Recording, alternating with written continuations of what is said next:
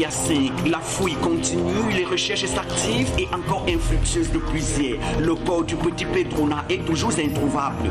Ambiance lourde de tristesse et de peine ici, au quartier Santa Maria 5, où cette eau trouble et torrentielle de la rivière Abéré en furie a avalé en milieu d'après-midi d'hier, peu après la grande pluie qui s'est abattue sur la cité capitale.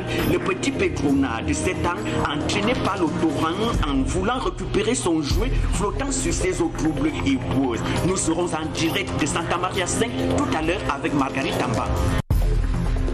Travaux publics, l'indignation du gouvernement sur les chantiers mal exécutés. Le mécontentement de l'exécutif exprimé ici par le Premier ministre chargé de la coordination administrative Francisco Pascual Obama-Sué aux entreprises adjudicataires contractées par le gouvernement dont nombreux chantiers sont mal exécutés. Obama-Sué a déploré le manque du sérieux et de la rigueur dans la construction de nombreuses infrastructures immobilières, routières et même électriques. Le Premier ministre menace même de résilier les contrats et de ne pas payer les factures. Suite de notre reportage sur le projet intégrateur de la CEMAC avec la communauté économique et monétaire de l'Afrique centrale, la CEMAC qui cherche 3,5 milliards d'euros à Paris en France. 84, c'est le nombre de projets intégrateurs qui avaient été retenus dans le cadre du programme économique régional 2017-2020 de la communauté économique et monétaire de l'Afrique centrale CEMAC. Parmi ces projets, 11 présentés comme prioritaires sont notamment débattus autour d'une table ronde du 16 au 17 novembre à Paris en France. Portant sur le financement, cette table ronde devrait permettre aux chefs d'État de la région d'envisager l'avenir. À l'étranger, la course au vaccin contre le Covid-19 s'accélère. Moderna annonce 94,5% d'efficacité pour le sien. Les essais cliniques des candidats vaccins contre le Covid-19 avancent et les premiers résultats commencent à être rendus publics. Après Pfizer et ses 90% d'efficacité la semaine dernière, voici Moderna qui annonce 94,5% d'efficacité pour son vaccin. 94,5% d'efficacité pour le vaccin du laboratoire Moderna, c'est le même ordre de grandeur que le vaccin Pfizer. Les deux candidats vaccins partagent la même technologie. Il faut le dire, ils sont basés sur l'ARN viral, une technique encore inédite pour un vaccin humain, mais dont les recherches préliminaires étaient prometteuses, comme le dira Miguel Antonio Santander via Rubia. Alors que le Pérou a un nouveau président après une semaine de chaos politique. Après 24 heures sans chef d'État, les députés péruviens ont désigné hier le centriste Francisco Sagasti comme nouveau président de la République. Le troisième en une semaine, après 7 jours d'une mobilisation massive qui s'est soldée par la mort de 2 manifestants samedi, les Péruviens ont accueilli la nouvelle avec soulagement. État de lieu dans ce journal avec Pilar Obouanoué Nyanambazoro.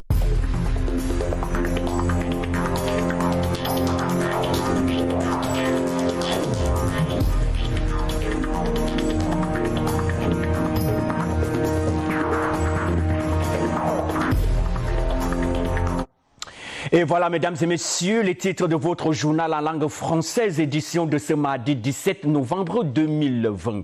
Un 17 novembre qui est la date historique pour la ville de Malabo, puisqu'on célèbre aujourd'hui la fête de Sainte Élisabeth sans trompette ni tambour. Des tristes nouvelles à Santa Maria 5 avec le décès par noyade d'un petit bout de chou de 7 ans. Jusqu'à présent, les recherches sont infructueuses alors que l'équipe de sauvetage est d'arrache-pied, question de récupérer le corps de ce petit dont la famille est abattue. La fouille continue, les recherches s'activent et encore infructueuses depuis hier. Le corps du petit Pedrona est toujours introuvable. Ambiance lourde de tristesse et de peine ici au quartier Santa Maria 5, où cette eau trouble et torrentielle de la rivière Abéré en furie a avalé en milieu d'après-midi d'hier, peu après la grande pluie qui s'est abattue sur la cité capitale.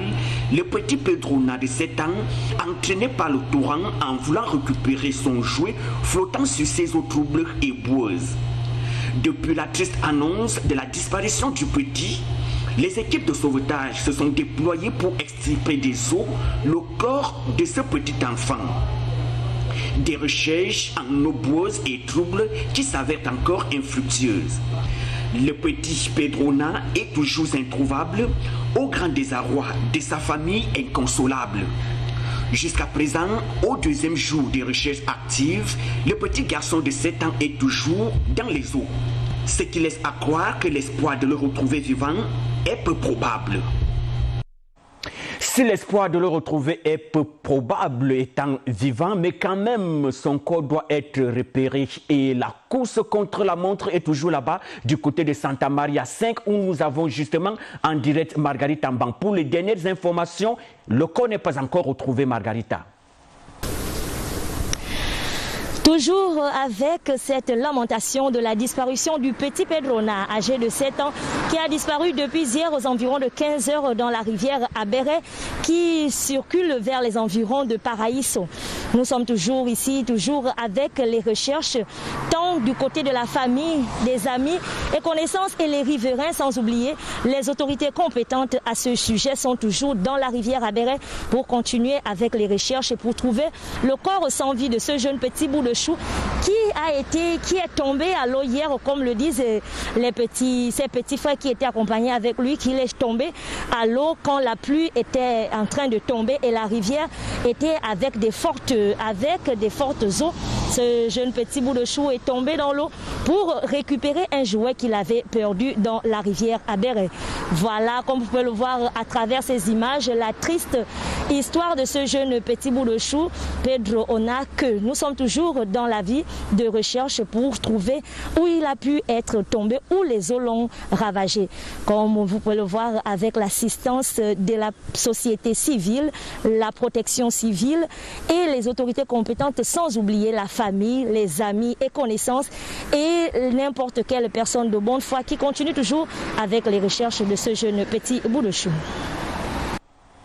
Et nous y reviendrons au cours de nos prochaines éditions d'information. Le petit Pedrona qui est toujours introuvable. Restons premièrement cette fois-ci pour les nouvelles de la primature avec le mécontentement du gouvernement exprimé par le Premier ministre chargé de la coordination administrative Francisco Pascual Bamasué aux entreprises adjudicataires dont le gouvernement a contracté. Et c'est le courroux du gouvernement puisque déjà ces chantiers ne sont pas bien exécutés. Et le gouvernement menace ou de résilier les contrats et pourquoi pas de ne pas payer les factures. Le point avec Miguel Antonio Santander Villarrubia.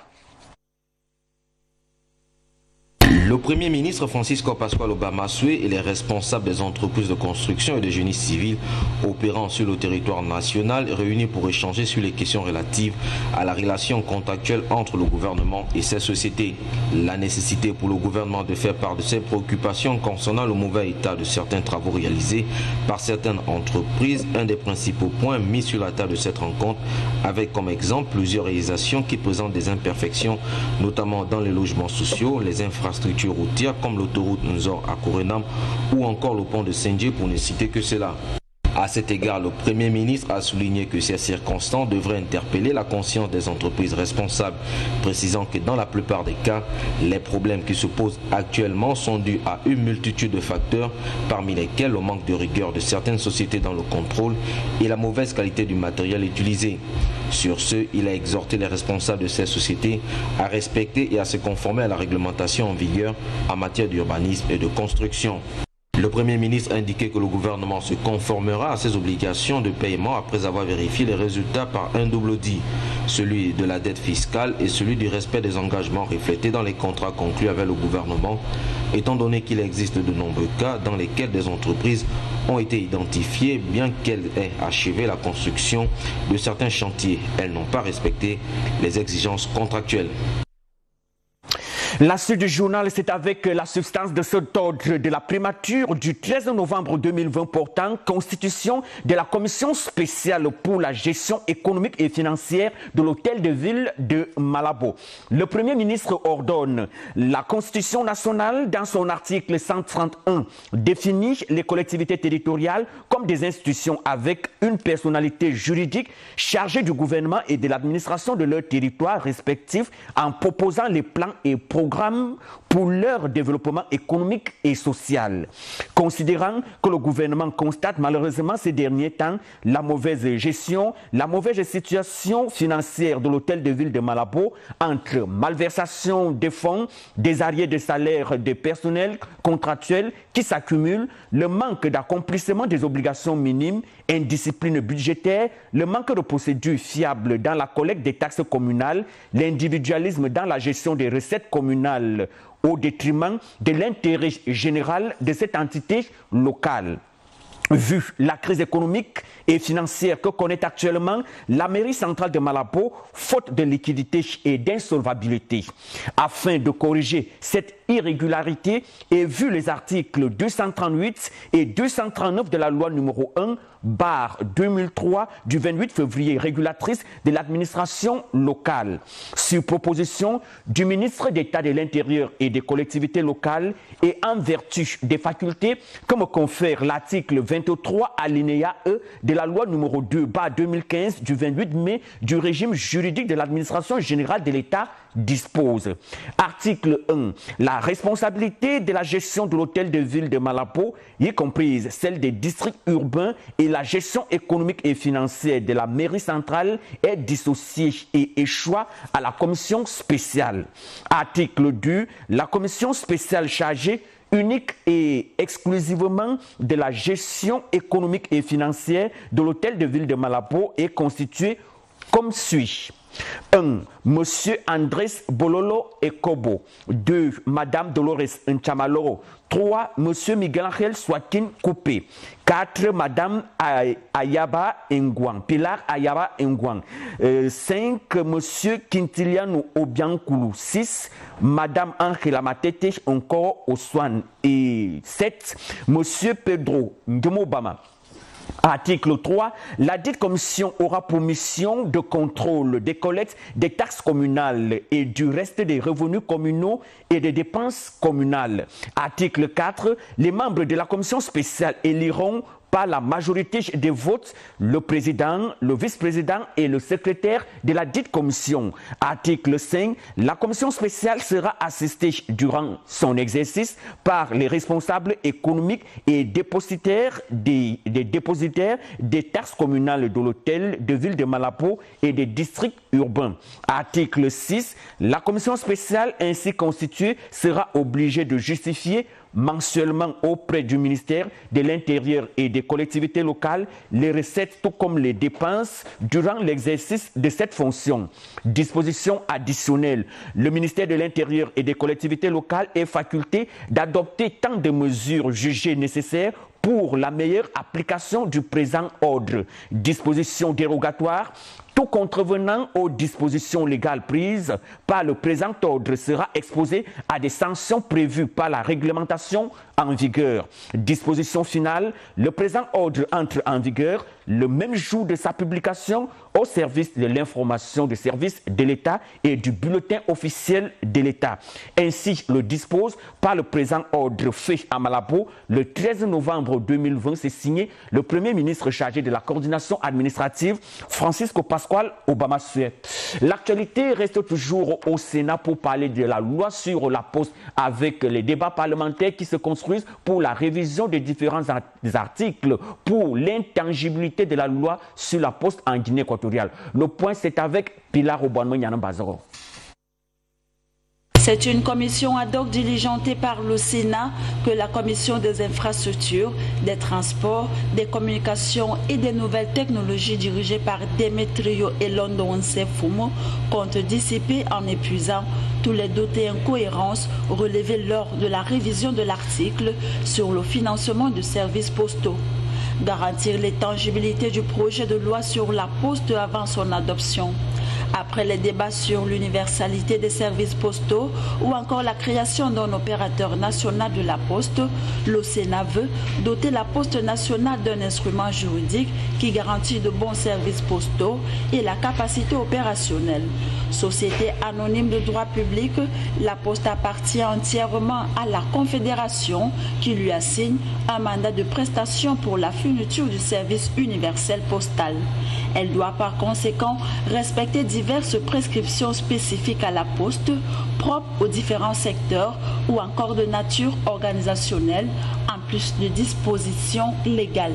Ces prescriptions constituent les conditions cadres de l'organisation de la stratégie et de l'action de la poste. La législation postale, composée de la loi sur la poste et de la loi sur l'organisation de la poste, constitue le cadre légal du secteur postal.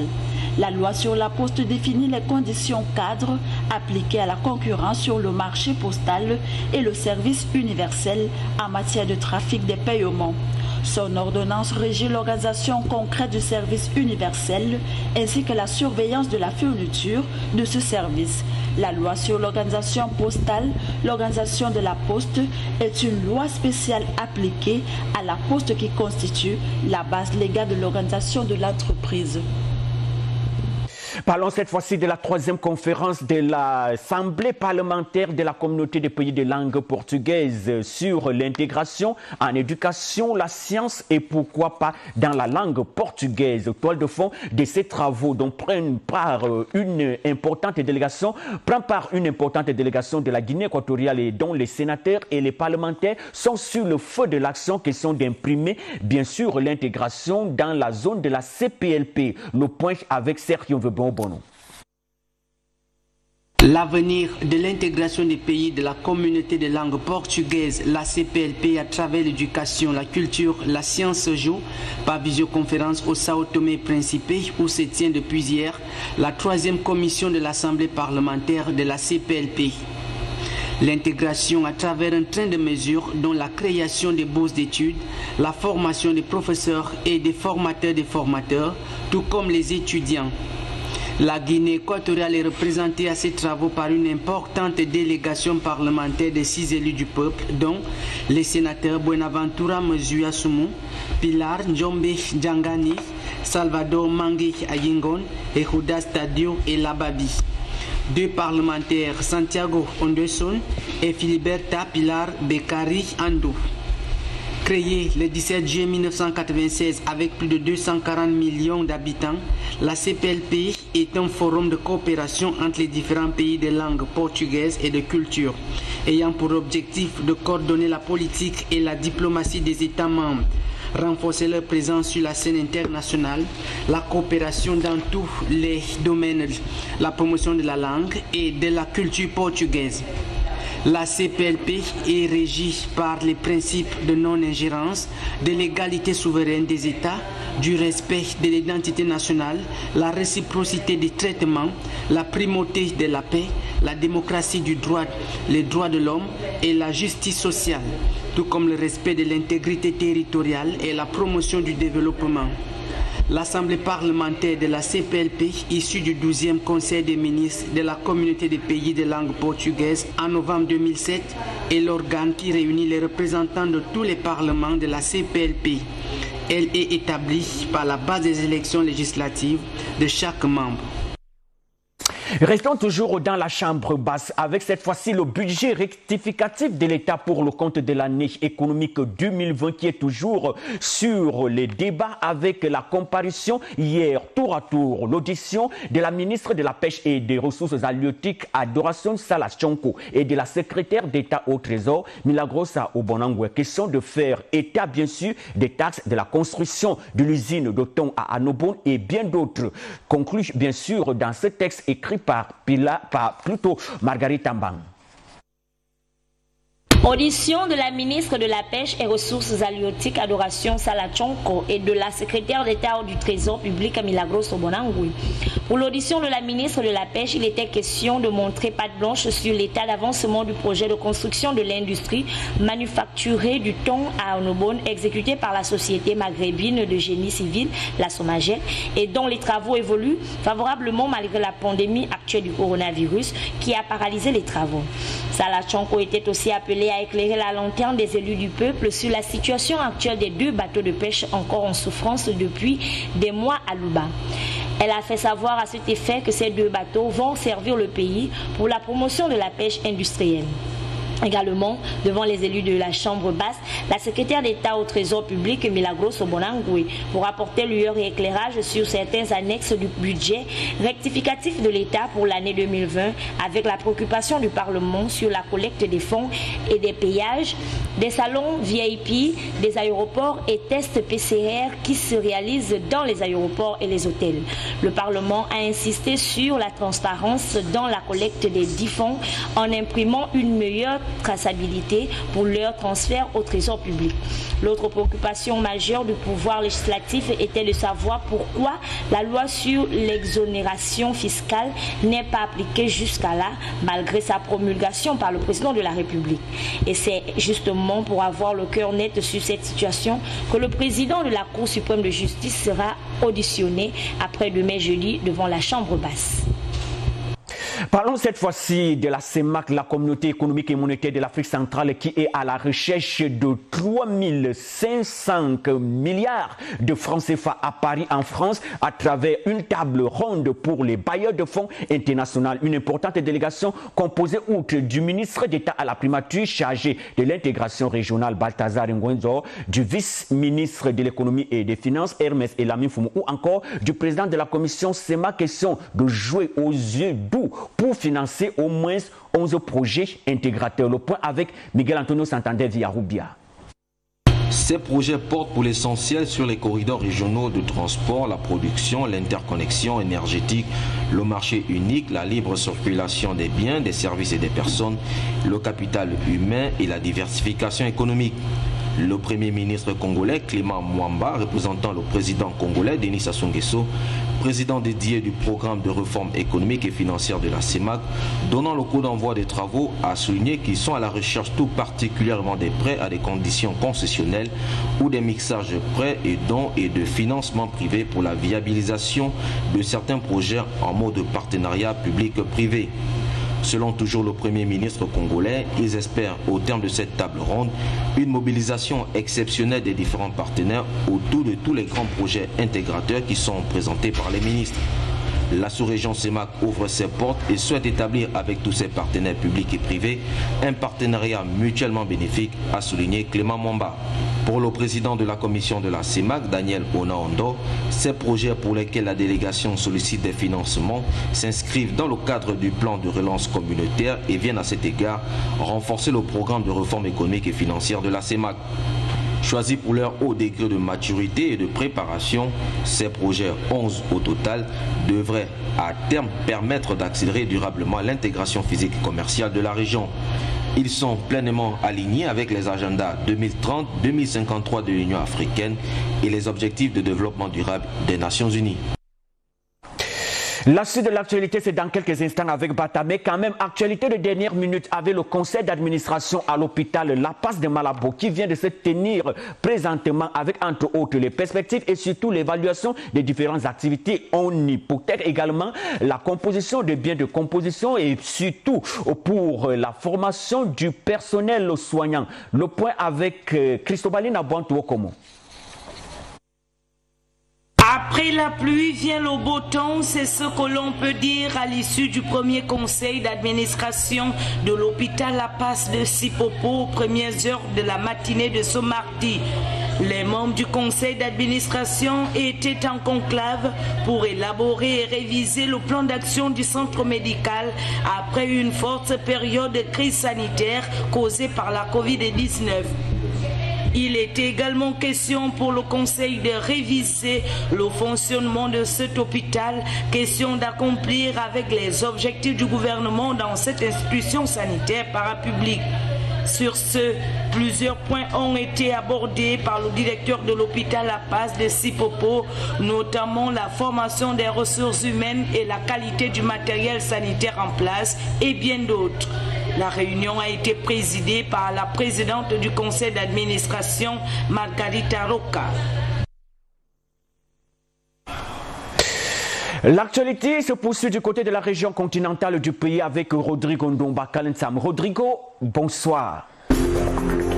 Également à toi, Juan Pedro Menden, depuis la ville de Malabo. Tout un plaisir pour moi de vous partager la suite de l'actualité continentale. Le nouveau ministre de la Santé et du Bien-être social, Diosdado Nzemilan, s'est entretenu dans la journée de ce lundi avec l'ensemble du personnel sanitaire affecté à l'hôpital régional de Bata. Les détails avec Reginaldo Ngemebowon. L'ensemble du personnel sanitaire affecté à l'hôpital régional de Bata s'est réuni ce lundi autour du nouveau ministre de la Santé et du Bien-être social, Diosdado Nzoué-Milan, pour une réunion de coordination sur l'efficacité et la continuité des services offerts dans ces structures sanitaires de l'État. Plusieurs points ont été abordés au cours de cette réunion, notamment de la création des commissions internes isolées chargées de réaliser les rapports sur l'ensemble des activités menées dans les hôpitaux régionaux de Malabo et la région continentale. Une nouvelle donne de travail qui permettra d'améliorer la qualité des services au sein de ces structures sanitaires. La mise en examen de certains cas de décès dus à des fautes professionnelles ayant causé la mort ou handicap d'un patient a également été soulevée durant cette réunion. Sur ce, le ministre s'est prononcé en disant que de nombreuses plaintes sont envoyées au ministère de décès des handicaps dus aux fautes professionnelles de certains médecins. Les responsables de ces actes pensent que leurs actes resteront impunis, mais c'est tout l'opposé car ils seront poursuivis et sévèrement jugés en cas de preuves avérées. La déléguée régionale du ministère des Affaires sociales et égalité de genre de Bata, Présentation Zambongwan, a tenu une réunion d'information ce lundi avec le personnel de ce département. Retrouvons une fois de plus Reginaldo Ngemebon. La réunion de la déléguée régionale des affaires sociales et égalité des chances, Présentation Zambongwan, tendait vers la traite des personnes qui refait peu à peu surface dans notre société. Cette réunion d'information tenue avec les responsables de ces départements ministériels mettait l'accent sur ce problème social qui prend une place considérable dans la vie courante.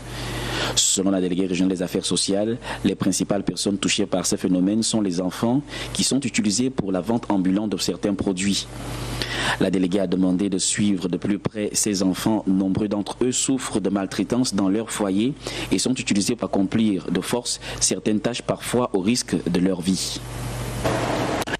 Toujours dans la province du littoral, est informé que la tournée de restructuration qu'effectue la commission municipale du PDGE de Rio Campo appartenant au district de Bata suit son cours normal dans cette localité. Santiago Bantutum pour le reportage.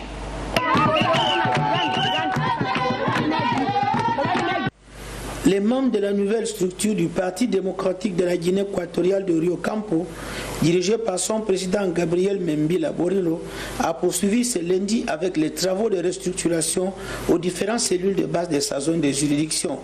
Pendant la journée de ce lundi, cette commission de travail a visité les cellules de base de Nkomakak, Bongoro et Puntambonda, des lieux où la commission municipale du PDG de Rio Campo, présidée par Gabriel Membila, a présenté aux réunis le message de paix envoyé par le président fondateur de ce grand mouvement de masse, son Excellence Obiangema Mbanzwa. Séance tenante, Membila Borilo a écouté les inquiétudes présentées par certains responsables politiques de ces entités locales de Rio Campo. À toute fin utile, Membila Borilo, en présence de ses collaborateurs, a exhorté aux responsables politiques présents à l'événement de travailler selon les principes établis par la présidente de cette formation politique. La distribution de masques à tous les militants et sympathisants du PDG présents à l'événement a constitué la dernière séquence de cette rencontre politique.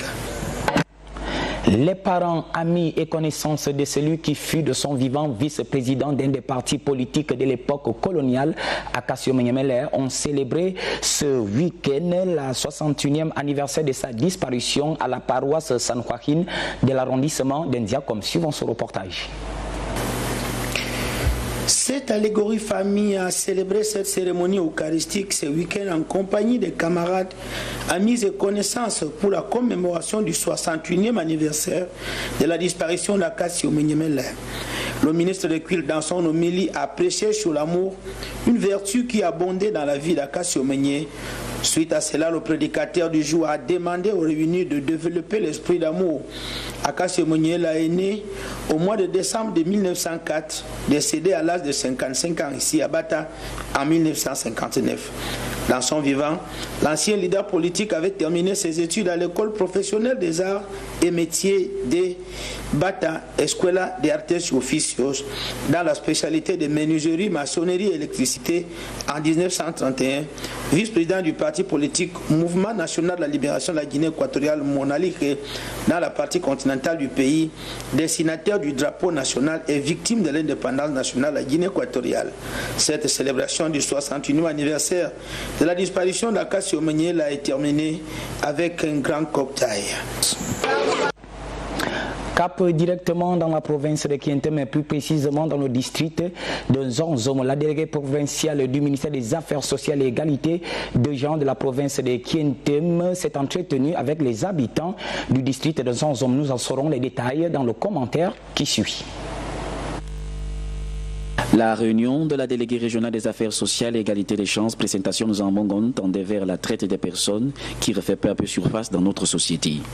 Cette réunion d'information tenue avec les responsables de ces départements ministériels mettait l'accent sur ce problème social qui prend une place considérable dans la vie courante. Selon la déléguée régionale des affaires sociales, les principales personnes touchées par ce phénomène sont les enfants qui sont utilisés pour la vente ambulante de certains produits. La déléguée a demandé de suivre de plus près ces enfants. Nombreux d'entre eux souffrent de maltraitance dans leur foyer et sont utilisés pour accomplir de force certaines tâches parfois au risque de leur vie.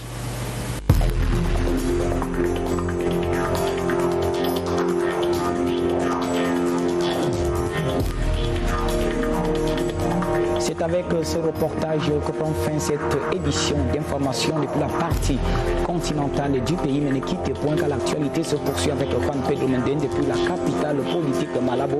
Quant à moi, je vous dis à demain et merci de nous avoir suivis. Merci Rodrigo Ndombakal, nous sommes du côté de la région continentale du pays. Et c'est la fin de cette édition d'information de ce mardi 17 novembre 2020, fête de Sainte Élisabeth, sainte patronne de la cité capitale de Guinée équatoriale. Mesdames et messieurs, ce sera avec un grand plaisir qu'on se retrouvera demain à la même heure et à la même chaîne.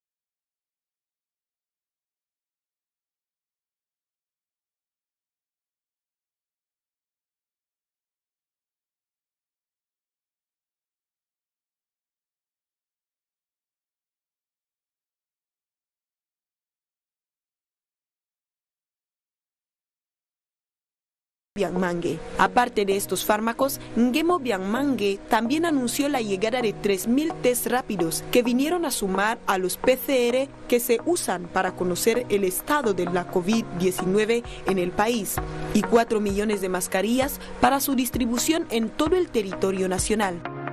El 7 de junio llegaba a Guinea Ecuatorial un equipo de médicos cubanos para ayudar a los sanitarios ecuatorianos en la lucha contra la COVID-19. Esta ayuda fue solicitada por el vicepresidente de la República, Teodoro Ngemo Bianmangue, con el propósito de reforzar las atenciones de urgencia y cuidados intensivos de los enfermos de coronavirus en los diferentes hospitales del país. La curva de la pandemia en Guinea Ecuatorial sigue descendiendo, pero el comité político que dirige Ngemo Bianmangue gestionó la adquisición de robots diseñados con características muy avanzadas que ayudarán a los médicos y enfermeros